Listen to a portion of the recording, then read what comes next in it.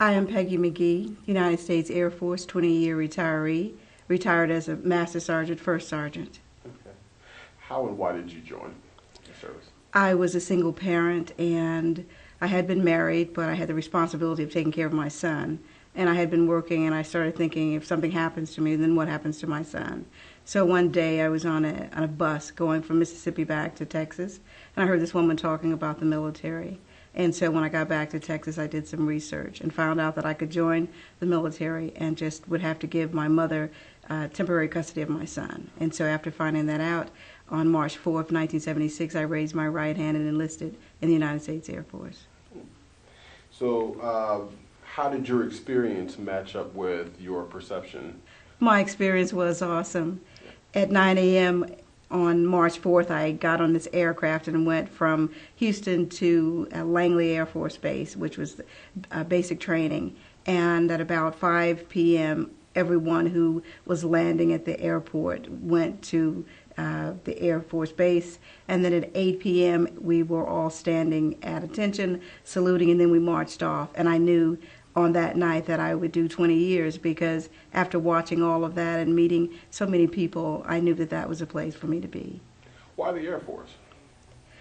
Well, when I did some research on the different, the different divisions, Army, Marine, Navy, not that we are not all equal because there's one fight, one force. I joined the Air Force because of all the different places or different things that I could learn about. So that's why it was the Air Force. Not only that, when my career field was communications maintenance, and at that time they didn't have a lot of women, if any, in communications maintenance, and that's why I wanted to go into the Air Force.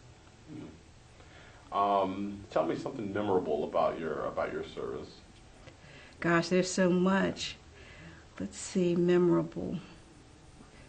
Well, I made it through communications maintenance, the training for 27 weeks, and it was working on teletype equipment. That teletype equipment was before computers came on board, and I was the only female in the course, and I made it through. And then I went back after 4 years and became a master instructor for electronic principles. And so that was one thing. And then from there, I went to Turkey and worked for NATO and served them while I was there, and then left with a military meritorious service medal, which was just awesome. And then from there to Korea for a year, which was that was a year of the Olympics. And there's just so many things that had so many impacts on me. And then being at Andrews Air Force Base in 1988 and arriving there to do maintenance on Air Force One, that was an amazing experience. And then becoming a first sergeant for the maintenance people, over 300 were only maybe about 5 or 6 were females and the rest were guys. And to be their first sergeant was just amazing. And then, yes.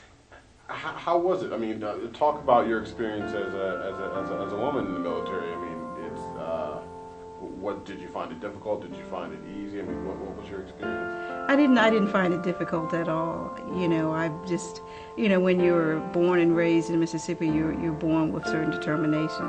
And it wasn't really about the sexuality. It was about making sure that you stayed on point and getting things done. It's about who you are. It's about the strength and honor that you have.